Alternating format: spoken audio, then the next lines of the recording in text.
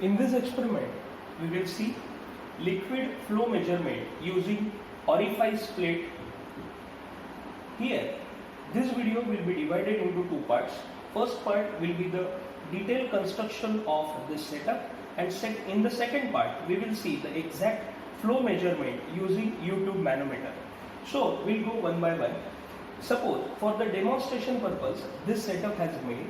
In this setup, you will find the dead liquid water tank. Here, the water has stored properly. There is motor using which we can lift the water.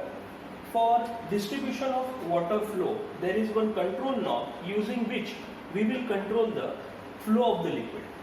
This is the important component, or we can say this is the chamber where orifice plate has fixed. The construction of orifice plate has explained in the theoretical part itself. Before liquid flow appears to the orifice plate, there is one tube has connected, which has connected to the first input of U-tube manometer.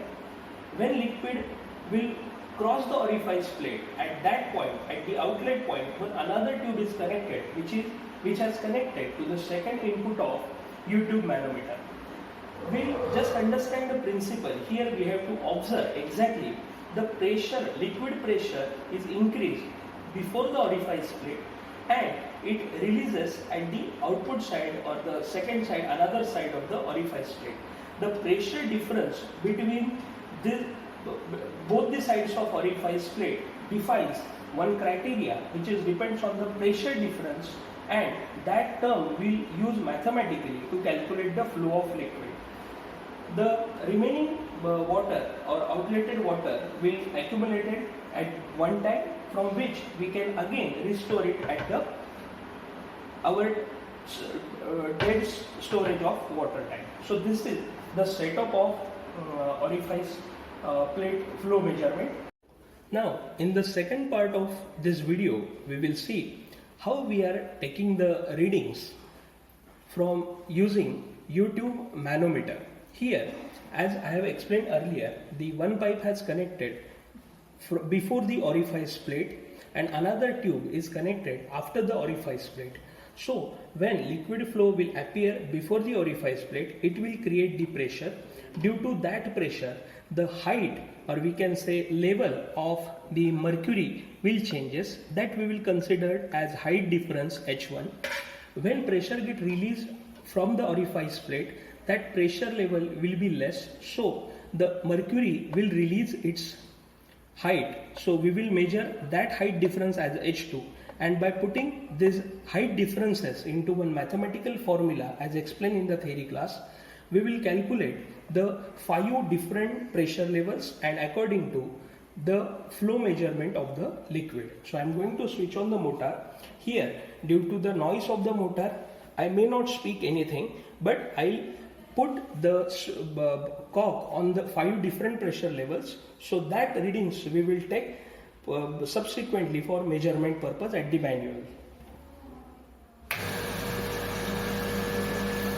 Here you can see the mercury is at exactly 0 level. That means the pressure difference between both the ends of orifice plate is same.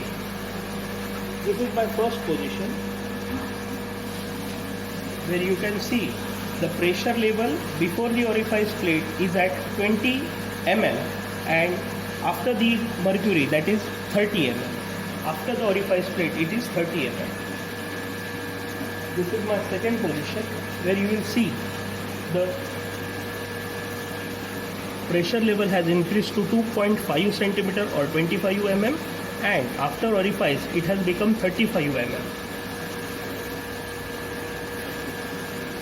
Now it has become 3 mm before the orifice plate, 30 mm, 3 centimeter, or you can say 30 mm, and 4.5 centimeter or 45 mm at the output of the orifice. This is the maximum position where pressure level has increased to 35 mm and 50 mm at the H2. So these 5 readings we will consider for the calculation of the flow using orifice plate.